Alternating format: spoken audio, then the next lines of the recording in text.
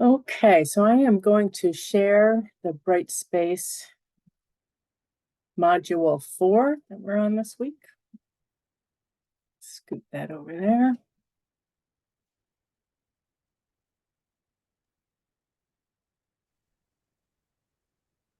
So Module 4, we're talking about discussions and working together with groups. So for the first course, our first module, we talked about course mapping. The second module was about how to map the assessments to the module learning outcomes. And then we broke off into the different type of learning activities defined by this ABC. I guess it's a model, ABC model. So the first one was knowledge acquisition. And then the next one that we're going into is discussions. So if you think about discussions and you look at the Bloom's table, we really see discussions under discussions as an evaluation or a teaching strategy for comprehending of understanding. And it's also under analyzing. So if we're thinking about, okay, what are our course learning outcomes? What are the module learning outcomes? If we have module learning outcomes that are comprehending of understanding and analyzing, then discussion is a really good assessment or activity to help meet that module learning outcome. So that's why the Blooms are in there. I tried to get fancy and circle discussion down there. I know it's a little small. Let me see if I can blow that up a little.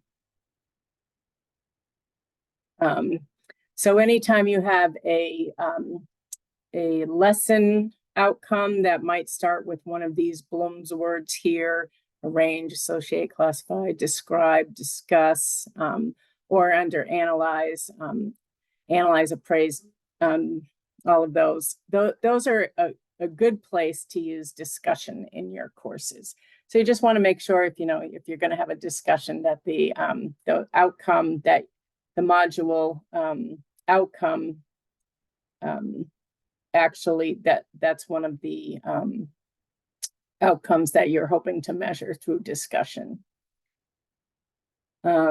So in the discussion type there, the conventional methods of having discussion in courses are tutorials, seminars, discussion groups, and class discussions.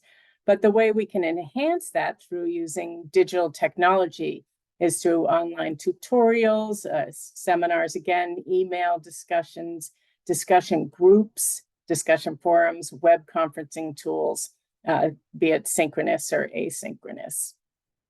So we're going to look at some of these strategies a little bit more today.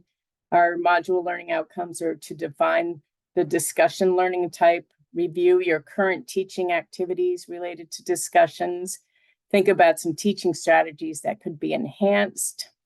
And yeah, I think that's what we're going to do today. So I am going to turn it over to Damien, and I will stop sharing so you can share there. And then if you want, Damien, you can give us some ideas about how we might use some digital technology to enhance our discussions. And Damien, I just want to introduce you. We have Chris Costello and John Levitow, who are new part-time faculty with us. And so thank you for adding them into the course. Damien's our super instructional designer. All right. Hi, everyone. Yeah, so for this module, we were just going to kind of start with a basic kind of overview of discussions and how discussions are used. So we have some good resources here. The Vanderbilt University ones, they take you step-by-steps of actual Brightspace functionality for groups and discussions, but we'll talk about that more. But we got an interesting article about discussing discussions because for online courses, we tend to fall into this pattern of a weekly prompt, 2 student replies, maybe a reply by Wednesday, 250-word minimum. So things get kind of stale and repetitive, and that's true for students. And also just makes a very text-heavy experience and kind of limits engagement. So we've got some great resources here from AQ, and we'll walk through those. So we're kind of just talking about setting the tone generally for civility and establishing discussion norms and how to use groups and then how to plan and then how to facilitate. So we'll walk through that, and then we'll go ahead and we'll look at the specific tools inside Brightspace that can help you kind of tweak your approach. So as I switch tabs here, let me know if you can see. Everybody seeing civility? So this is a great resource. So just talking generally about how you would set up your course, how you would kind of establish some norms and expectations. I know that it is, it can be more important for professions like nursing, that you do model professional behavior and that students kind of, so if you go through this, and again, these are resources you can come back to. So if you're at the planning phase, some of these resources will be more applicable. If you're actually teaching, you can come back and check out some of the facilitation.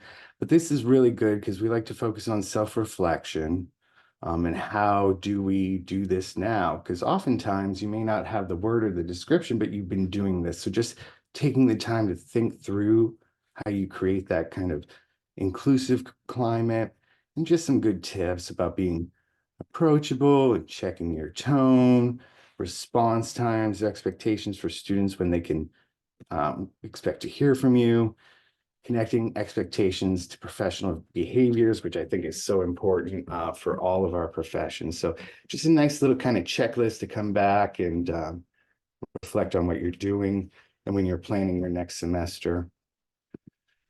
So I'm a big fan of the idea of working with students to create norms for online civility. So this can be a series of activities that you start with at the front end of the semester. So maybe you have your general kind of introduce yourself discussion board, but then you move into, okay, as a community of learners, we're going to work together collaboratively kind of establish expectations around. So that can be just a discussion board where you put up some prompts where you're asking people to reflect on their own experience as an online learner, like what kind of behaviors have they experienced on discussion boards or even in the classroom that they felt contributed to a healthy kind of learning environment. And then also some maybe negative examples where they didn't feel their input or their perspectives were valued. So then after all the students have had an opportunity to post, you can compile those and create the guidelines that will be used in your course. So it's a great way to engage learners early on. It's a great way to learn more about your learners and their experiences and, multiple identities and where they're coming from. And it's a great, as far as contributing to buy-in from your students, that they're actually contributing to the climate. So then the next one to look at. Damien, this is a good example, I think, of a low stakes assignment where, say we wanted to use Flip or VoiceThread, right? This could be where they could go in and have this discussion and learn how to use an online tool such as VoiceThread, where that can be the second objective. First of all, is to create these guidelines, and then the second thing could be, how do you use this tool that we might be using later on in the course? Yeah, that's such an important approach too. So if you are, as we go forward, you'll start to think about, you'll see other tools out there, maybe somebody else has used it, but it's very important, at the program level, it's most helpful too. But if you are going to be stepping into a new platform that's outside of Brightspace, it maybe involves having the students having to create an account and to just navigate the interface and to figure out how to reply or comment or to create media. To Jill's point, if you can do it in a low stakes way where freedom to fail and it can be clunky and goofy, then the next time it comes around, they're more familiar with it, and the next time, so that when you do get to some kind of summative project or presentation, they're comfortable using the platform. And I think sometimes we undermine ourselves when we throw in too many different platforms, and then the learning curve for students is so much and the frustration level goes up, and then we find ourselves abandoning it. So yeah, if you can incrementally, and this is a great example of it too, because if we were to use video note, or we were to use voice thread or something that lets students see and hear each other, that can make the whole activity much richer.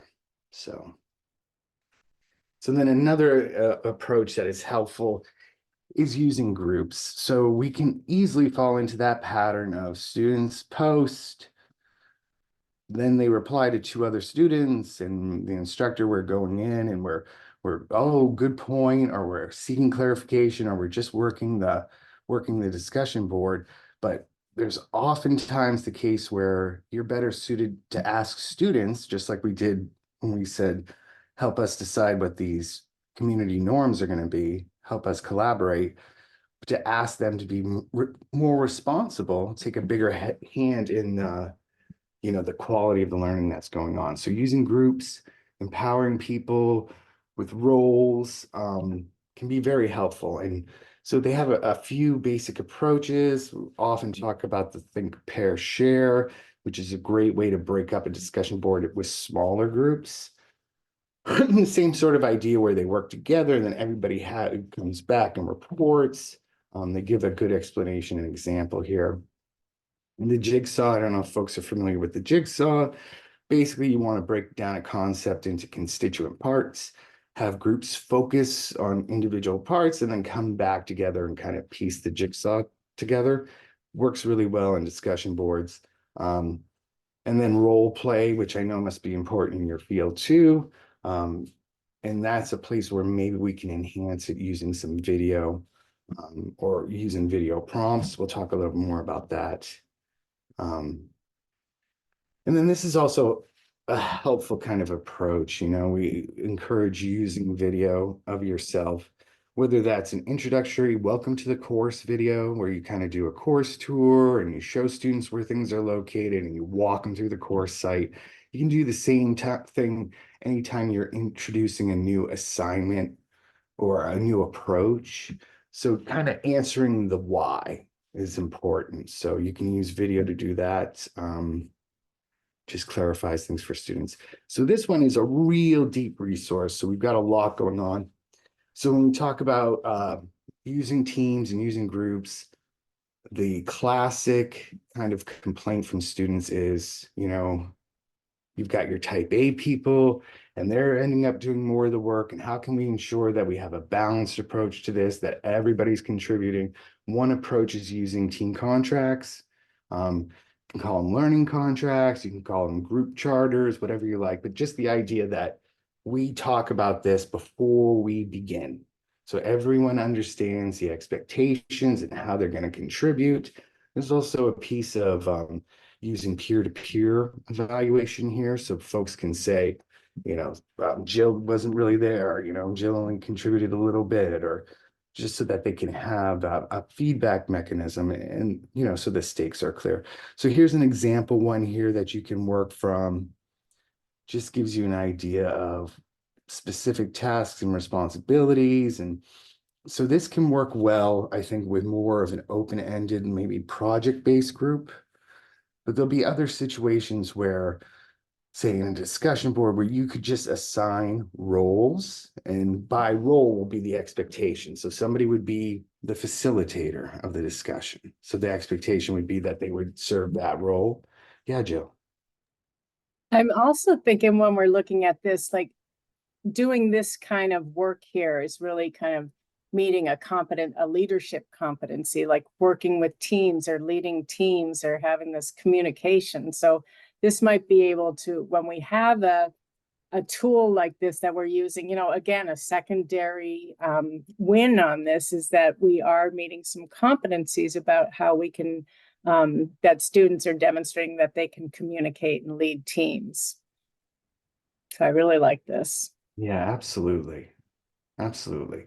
And, it can be within the team to decide on those roles, but I think, whether we write it out in a contract, whether we all, are assigned specific roles with certain expectations. If we can reduce the ambiguity, if we can make it less about, well, I didn't know who was going to do what and when.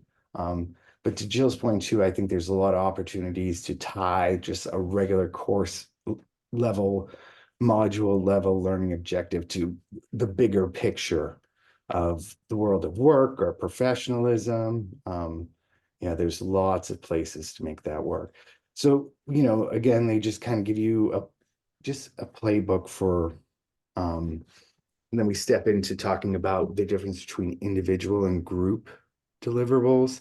So I know oftentimes that's what students are sweating. They're sweating the idea that there's going to be one grade for the whole group, and it's all going to come down to this project. And if so-and-so doesn't hold up their end, we're all doomed.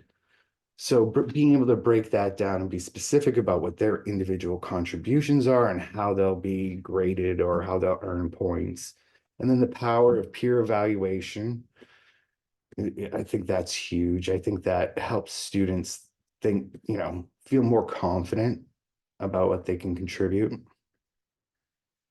So as far as forming groups for online work, Damien, yeah, do you recommend that the peer evaluation would be used in the final grade of this assignment? yeah, Or how do we use that peer evaluation? I've definitely seen, awarding a percentage of the final grade. And then even more specific, like stepwise, being like you're evaluating a student, you have a rubric on their individual contribution. So you created the overview for this and that, and a summary for that. So there's a grade associated that. And then a grade for the group dynamics and the effort it takes. Because, that's part of the learning. It's not just the learning objective. It's actually being able to work with people or lead people and how that figures in.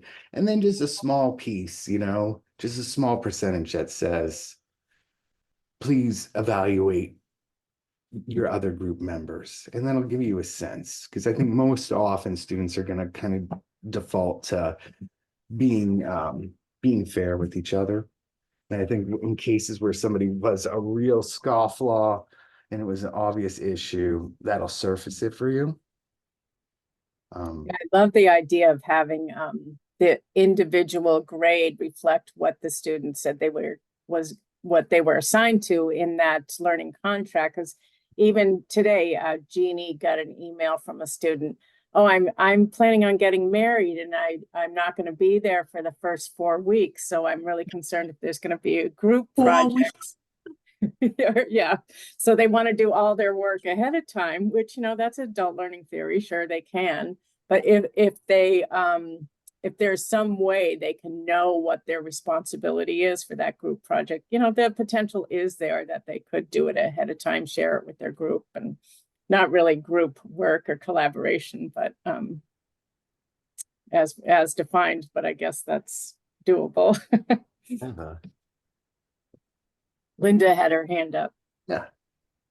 Damien, I was just curious. I've used peer evaluation in face-to-face classes and had it anonymous, that, how it's set up. But can you just give me an idea of how in Brightspace, like what tools would we use to do that?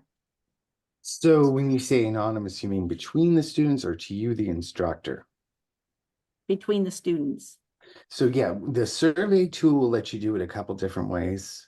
So you can kind of solicit the feedback, create a survey, and it's just like building a quiz, but it's not scored. And you build that out, and you can have it be, the students won't see each other's. You can even set it up so it's anonymous to you. So like you don't even know who submitted what. I don't know how helpful it would be in this situation, but the survey tool is where you want to go. Okay, and that's real. That was really, I was wondering what tool you'd use for that. So, okay. And it builds just like a quiz, so you don't have to learn like a new approach. Okay, thanks. Sure. But yeah, I often think that too about having those individual deliverables. You talk about somebody working ahead, or like the idea of creating contingencies, or like bottlenecks, like how much of that person's deliverable is depending on somebody else doing something first. So when you do lay it all out, you understand the sequencing, the dependencies, a lot less left to chance, I'd say. So just stepping into forming groups for online work. So when you use the groups tool inside of Brightspace, it'll give you an opportunity to simply randomly assign students. So I want 4 groups of 4, and it'll just do it for you.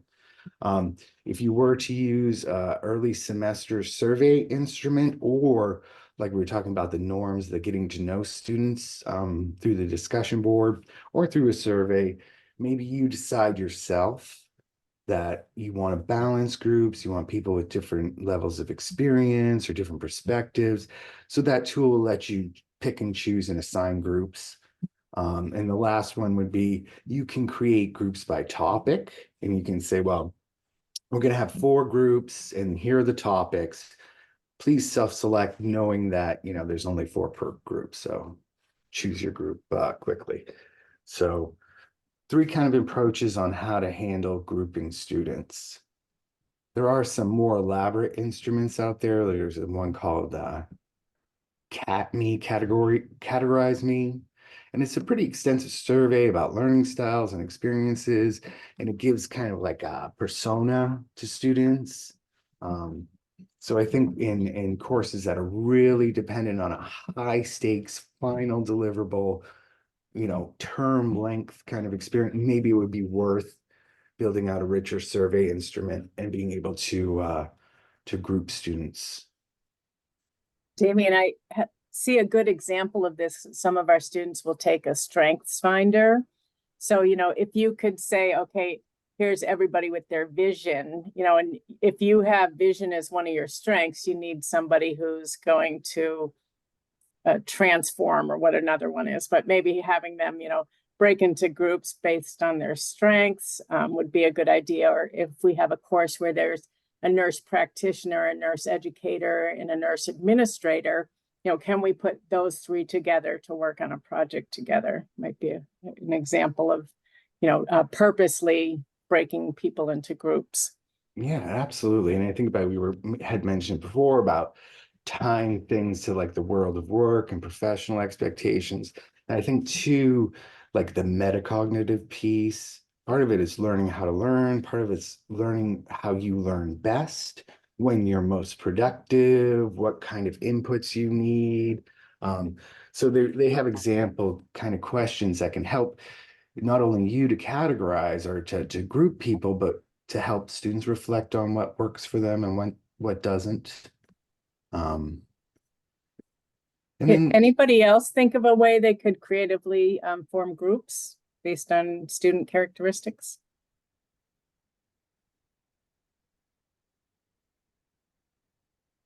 So if you think of anything, you just type it in the chat. absolutely. So they call out a few collaboration tools out there that are available. Good old Google Docs. I don't know if people have experimented with Slack, but my team, we have a Slack channel. It's just interesting. It's a different kind of discussion. It's outside the discussion board.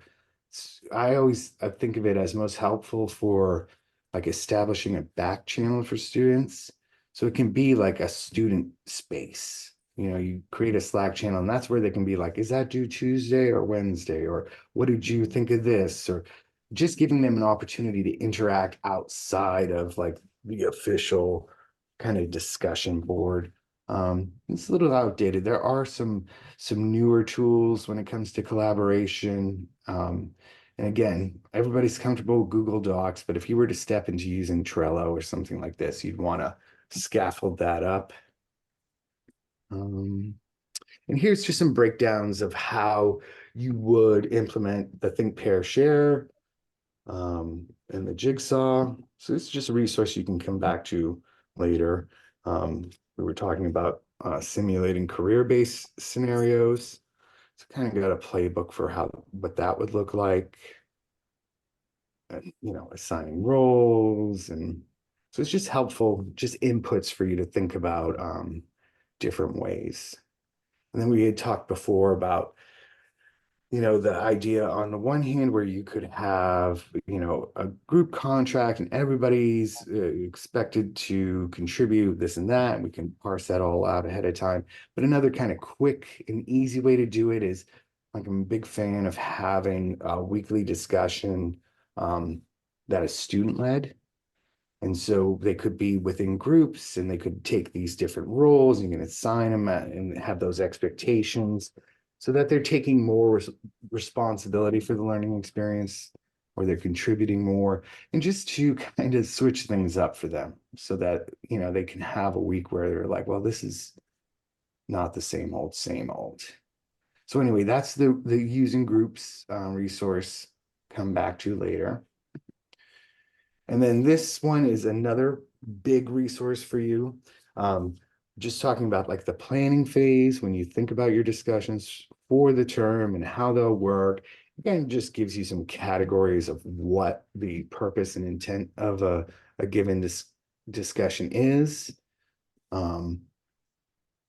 Talking about creating prompts, because you want to ask the kind of questions that really elicit real conversation, real engagement, and substantive reactions, and substantive, the difference between open questions and scenario-based questions. And this is all in the world of, being text heavy. But when we'll go in here and we'll look at the discussion tool and creating forums, and also wanted to emphasize the idea of, so here's how to invite diverse viewpoints, providing choice, which is always helpful. So more than one way for students to contribute or to interact with each other or the content.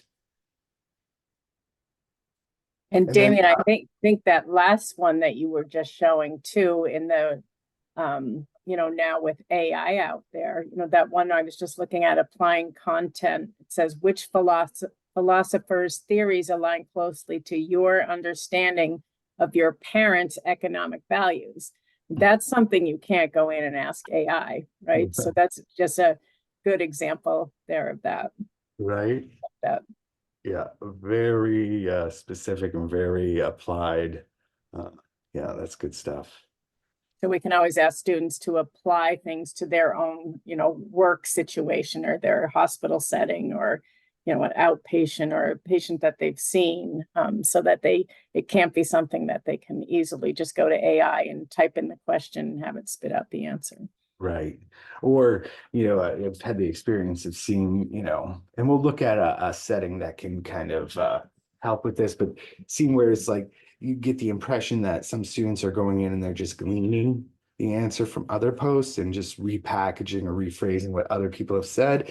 And then you wonder to yourself, well, did I ask a question that didn't give enough room to be answered in more than one way? So it's worth thinking about ahead of time. And then, yeah, I also wanted to get to the idea of, so we have these traditional prompts, and it's like, we reflect on this researcher's work and what it means, and give me 3 examples or something like that. But we're able to use more media for prompts. So whether that would be you discussing the discussion, or you posting a graphic, a chart, and asking them to respond to that or to identify something in that, or a scenario-based video, like a quick video for them to watch to react to that. Just to think in terms of what other media can you use beyond just text-based prompts. And I think a good example of that, sorry for interrupting, but No. John is teaching a healthcare finance course.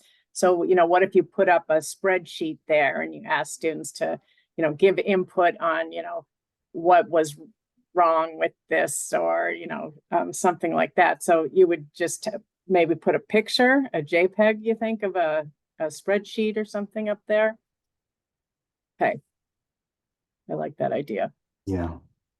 So again, this is just to clarify some of the, purposes of different discussion types, and just giving you example prompts to think through. Nothing world shattering here, but just taking the time to see the elements broken down like this, I find helpful too. And interesting, there's different purposes of discussions, right?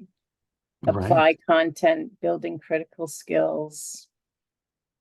Right. And to be able to land on a mix of those things, right? So sometimes it is a very straightforward, easy, or simple, and sometimes it's the follow-ups that matter more.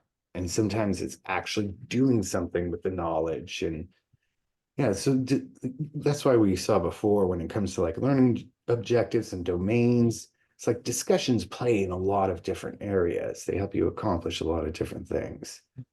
And not just, you know, because there was, for a long time, there's been kind of this notion of what replaces the seat time in class? What, you know, what is showing up to class at, well, it's appearing in the discussion board, that's attendance, and by actually engaging in this. So I think we're to the point where, you know, we really have a lot of ways to get past that and to do more and to have more impact through discussion. So yeah, modeling quality posts. I don't know if folks ever share with students like, this is an exemplar. This is the kind of thing I would like to see. This is what a good post looks like. I know students are often hungry for examples of what quality looks like. And that could just be a matter of seeing good posts and asking that student if you could use that as an exemplar going forward. We have another interesting tool we'll look at in Brightspace that lets participants rate postings. Okay, so this is again Another, I just wanted to interrupt again, as I always do. no But worries. for in like Paula's course, she has a population health course, and they're supposed to do a windshield survey of their environment. So I think a good example of a post in that, as the instructor going first, is to go to your own community and post some pictures. You know, this is what you know, the sewer treatment plant looks like, and or this is what the, you know, hospital looks like. Here's some people that may not have homes or begging, or, you know, here's a thriving example of you know, the aging in place community resource. And so if you post those pictures and say, this gives an example of what our community public health resources look like, then the next person, you know, the discussions from there on could be posting those pictures of their own community that they're assessing. So kind of, you know, see how you can have ideas that will kind of break out of the normal, you know, like a post and your initial response by Wednesday and all of that stuff. Absolutely. So here we just kind of wrap up. Sure, I can do that. How's that, Chris? I'm gonna go bigger still. See if I think that's good. If you wanted to make it a little bit bigger, that would be even better. Sorry about that. And these are all linked in our learning resources for this module too. Oh, get beyond it. Okay, so just a little primer here on thinking about you know, how to manage the discussion board for civility, you know, the difference between being face-to-face and things that happen online and on the discussion board. And these are kind of classic things, you know. I always find it interesting how some students in a face-to-face class might be more reserved, but on a discussion board, they're more empowered. So there's different kind of it like privileges different people. So you want to be aware of students. So here's just a few things that you might come up in the course of a discussion, and what you might do to resolve it or to engage the students. And so again, we talked about, there's another walkthrough here on how to break up to create small groups and things to think about.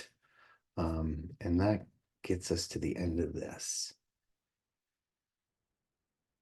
So after looking at those resources, I thought we would go in and just look at the things that are possible inside Brightspace when we create a discussion topic, because let's all not forget that we go a forum at the top level and a topic is where students actually go in. So you're going to want to note this insert stuff button. And I'm always making a big deal about this because it appears everywhere you see this HTML box, you can use insert stuff. So that's even when you're grading student work in the grade center, you can insert stuff. You can provide a variety of different media and feedback. So you click on this. Does everybody see the pop-up? What's available? Right. So I've talked before about the video note feature. That's a 30-minute, just your head recording of a response, or maybe you're creating a prompt using that. You can use a media library. If there was a video on YouTube that you wanted to share, you could put that in as the prompt. Watch this video and comment on. They use Flickr. Kaltura, that is any of the videos that are in your My Media space, so your Zoom recordings and things like that. You can find them through Insert Kaltura. So that's stuff. That's kind of, just a big bucket of potential media that you could use. There's also the image button. So you can insert an image. And again, that could be a table, a chart, a picture of just about anything, and you could put that up and use that and ask students to respond to that. Also, students have that same toolbar, so they can do the same thing. So they can respond in video, like that idea of having maybe one discussion, maybe it's early on, where you ask students to use video note. They can also choose just to use audio. So that's another element. Maybe you just want to do an audio recording for something. Maybe sometimes you want to do audio and video. But just thinking about choosing the right tool or the right piece of media for what you're trying to get across, and not just defaulting to using text because that's how we've always done it, kind of thing. So anyway, really good tools there. And we'll step through a few of these, we have our start and end dates. I'm sure we're all comfortable with this. Release conditions, where we ask students to do something. So I have a course where I have, like module 5, and they have to post to a discussion board before module 6 will open. So it depends, if there's like threshold concepts, if there's things that you really want students to have done before they see a subsequent piece of content, you can use those release conditions. We see And post. Damien, you can also have them make a post before they see other people's postings, right? Yeah, so that's what we look at here. So there are these options here. So if you wanted to have more of an anonymous board, you can choose one of these posting rules. And this is the one Jill was talking about. And this one's popular for a lot of courses where you are kind of asking that there's one answer kind of prompt. You make it so when students step in and they'll see it at the top. It'll tell them you must post before seeing others' replies. So that way they don't just cruise through. That way they actually make their post, and then it unlocks the other postings that have been made. That can be helpful to you too, as far as just managing, all those little bits of managing the actual discussion and how it takes place. Because you'll see this next one is for there's a few courses where there's some very sensitive topics, or there's a risk of a misunderstanding taking root. And so in those cases, instructors sometimes choose to moderate that discussion board. So that can also be helpful for, say, an anonymous one where you don't want it to turn into some kind of hellscape, where you can control it. So you see it as a moderator, you approve it. Now everyone else can see it. So these are just little things that give you a little more control of the posting. And then finally, get to evaluation and feedback. So this is where you would be adding your rubrics, if that was the case, if you were using a rubric. And I don't know if it was, maybe a future goal for nursing to use more of learning objectives that are maybe like professional learning objectives. At any rate, there are tools inside of Brightspace for that. You'll see evaluate individual posts rather than, so when you go into your scoring, you'd be scoring for their entire activity on that discussion board. So if it was the post 1 to the prompt and 2 replies, you'd be scoring for all of it. But just to know that you do have the option to give points based on individual posts. And then, as I mentioned, one that I kind of like is this allow learners to rate posts. So you turn that on, and when students come into the discussion board, they'll see at the bottom of every post, a rating system of stars. And that can be helpful to like surface, like, maybe you want to highlight certain student postings at the end of a discussion. So you could just go through and whatever would, oh, this was the most highly rated post by other students this week. And also just gives a bit of more interactivity for students with it. I think we're all used to kind of upvoting and downvoting things just in life in general. So it's a nice angle to make, a little more interaction on the discussion board, and also to help you surface things that are happening in the discussion and what folks are finding meaningful. And if you were looking for those exemplars, you could use the post ratings to kind of identify really meaningful posts or ones that had excellent impact. So yeah, that was just a basic walkthrough of the controls that you have. Again, I think the focus being on adding more media, finding different ways for students to interact, asking students to take more responsibility for the quality of things, asking students to introduce more media, to share pictures, to share video. So all good tools. And like I said, those resources from AQ, I'm sure you'll come back to them again and again. So. Any questions or ideas? Damien, what was that thing you were just showing that was managing learning objectives? Right. I think we're always thinking of ways where we can map where our program meets some, the competencies. Would that be something we could do there? Yeah, that's exactly the idea. Is in Brightspace already has auto-populated. There's a few national kind of competency standards, and I'm trying to remember what fields they're in. The idea is that if a program, and it was helpful for like portfolio work too, but if a program found it helpful, you can create those higher level program outcomes and learning objectives, and they live inside Brightspace.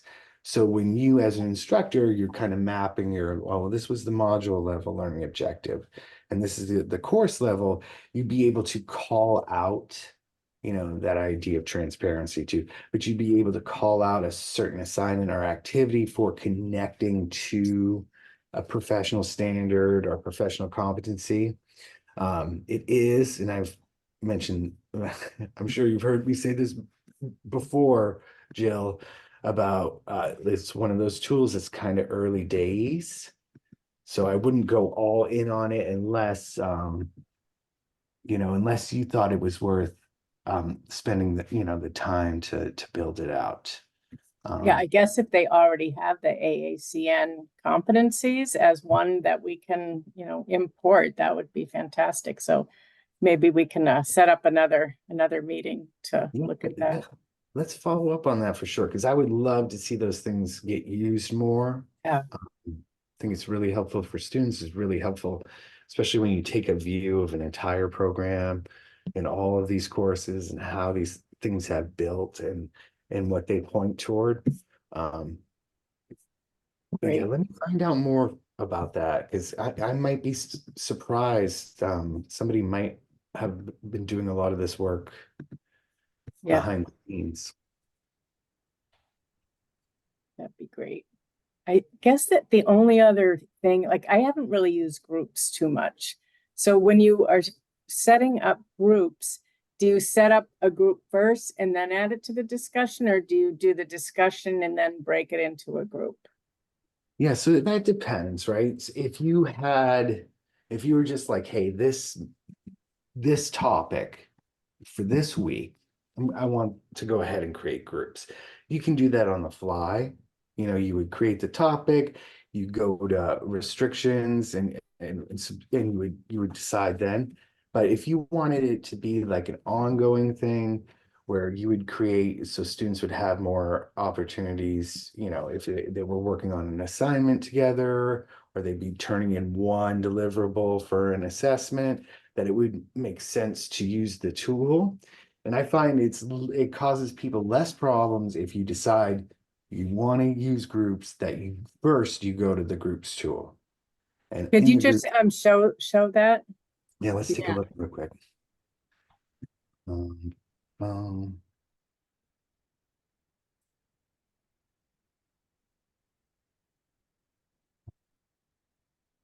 I know when I worked in Canvas before, you could say, okay, is this going to be, do you want the LMS to choose your groups? Do you want to put students into groups? Right. Yes, it does all of that. So it's going to be under tools. Okay, You're going to do the groups tool. You'll see we must have been messing around in here before, Jill, because there's already Okay. some groups kind of set up. But you would create a category, and it could be, group discussions, or unit 4, or whatever the case is. You just name the thing, explain the thing. And you'll see this is kind of your standard. You can have number of groups, just hard and fast, 6 groups, no auto enrolls. And auto enrolls means like picking up the, if there was an even number and there's an extra student, it would just shuffle them into one of the course. Groups of 4 or 5 so you see all these. I mentioned self-enrollment. That would be if you wanted to create a group for this theorist and a group for that theorist, and go ahead and choose which group you'd like to be in if you're the student. We see again, the capacity number for self-enrollment. So there's only 4 slots, get in there quick kind of thing. So when you click on that, do you then go in and change the number symbol to the number? Right, So it'll Right. allow you to type within that box there. right. Oh, I see. Underneath it says number of groups. Okay. Yeah, and so Got it. I think we were playing around in here, and we had created these 6 groups just so let me go. You'll see down here the creating workspace. So you say I want 4 groups, I want auto enroll, just do it for me. Well, then you would set up discussion areas, and then, or you could set up lockers, and a lockers again, that's one of those kind of tools, but it's intended to be like a space where students would go in. And so we were working on a project together, you did this, and then you put it in the PowerPoint in the locker, and then I can come in and, so it saves the step of having to like share through Google Docs. Again, setting up assignments would be the same thing. But if we drill down just to look, let's see how we set these up. I'm trying to remember. So we have restrict. Let's go and look at group 1. Oh no, that's restricting it to group 1. Sorry. Save. Oh, it's asking me to. So I guess you have to name.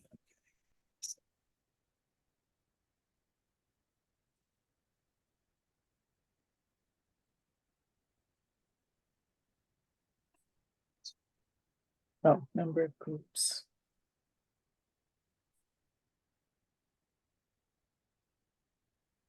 Currently created in the background may take it. Okay, so we see right now we don't have anybody assigned, so that would be the next step.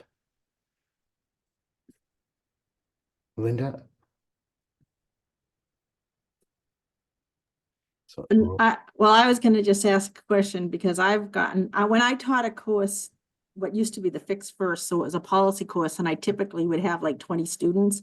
I often use small groups for the discussions rather than have a 20 student discussion. So I'd set it up, and sometimes I would set it up so the groups were consistent, but I'd then get feedback from students if they wanted to change it up, and so I use discretion. But then I would get into trouble, and maybe it was user error. mm, Once I set up the groups for the course, let's say in a master course, to undo the groups, like to get rid, because then I might have a smaller enrollment and I didn't need to use the group function or didn't want to use the group function. And I Yeah. had such a difficult time getting rid of the group setup. yes. Is that So a problem or is that a user problem? It's kind of a trap. It's like Okay. it's an easy wrong turn to take. Okay. So what you would do is like for everyone you would create a new category. Uh-huh. So like, I can think of an example where it was like wanting to mix up the groups. Yeah. So it had discussion groups week 3, and then have it deal that out in those enrollments. And then you would create a new category saying discussion groups, if it was weeks 4 through 8, or, so each one would need its own category. Okay. And the other trouble is like often with Brightspace, there's like too many ways to do the same thing. So you'll Mhm. follow one path and then you'll come back and be like, what is going on here? So we have like under discussions, you see the group restrictions tab, right? And those are those 6 groups that we created. Remember, just on the fly just now? Mhm. So you would go and you could restrict access to, so I've had people run into trouble where multiple topics get generated. The way it lands now is that you as the instructor should be able to go in and see each group should have its own thread inside the same topic. So I've had people who go in, and if you do it this way, well, then you end up with a forum for group discussions, and then group 1 topic, group 2 taught all separate when you look at them from the outside. That's Mhm. why I always try to encourage people to do it through the group tool. But yeah, that's come up a lot of times for folks where it's just like, wait a minute, because once you create the groups, you think that you should be able just to edit a topic and then go to the restrictions tab and under evaluation and feedback and restrict who can come in, but you don't have there's no control here. Like it has to happen in groups. Okay. And you have to have a different category for every configuration you want. So if you wanted discussion groups and you wanted to have project groups, they would all have to be their own category.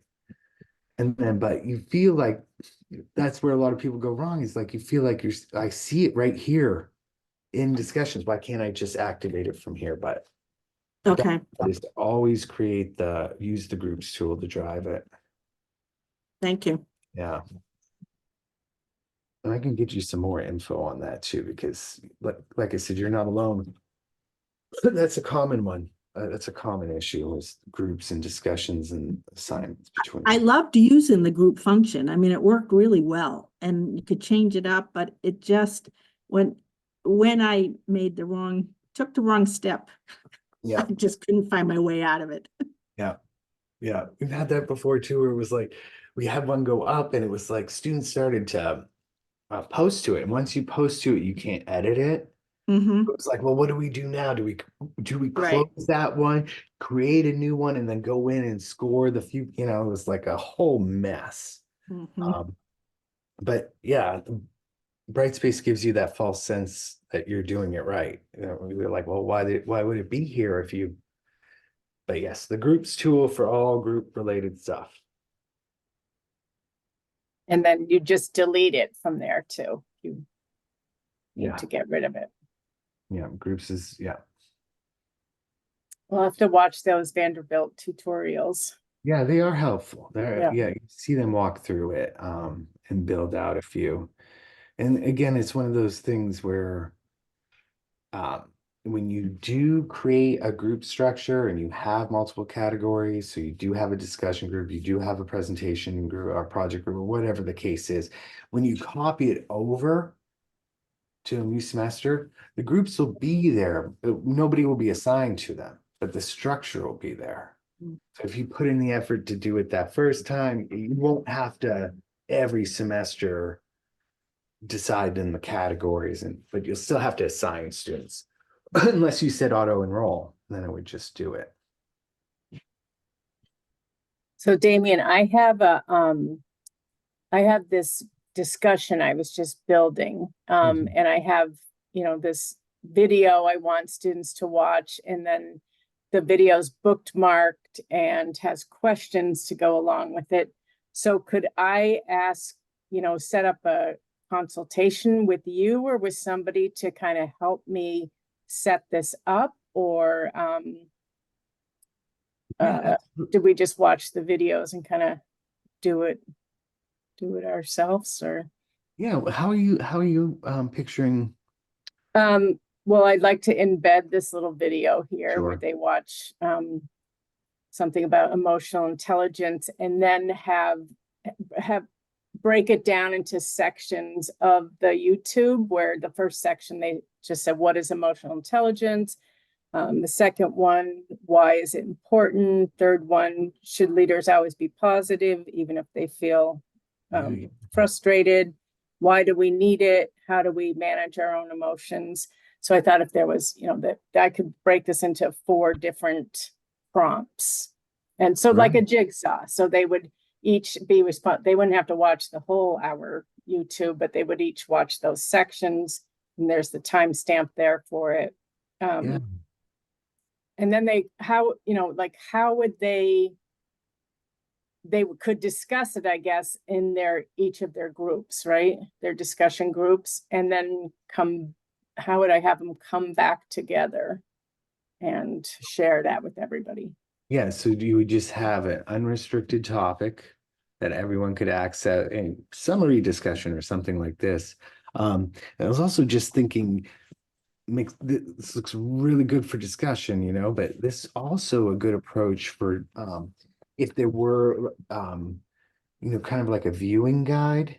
So if you did have a longer video or something that that you would supply this kind of viewing guide that tells them where to take notes and what things to hit. Oh, That works okay. good for just like an individual assignment too. Mhm. Yeah, Yeah, that's that's good a stuff. good idea. Yeah, that can easily be done. Okay, Put that up. lots of options. Anybody else have any questions or comments?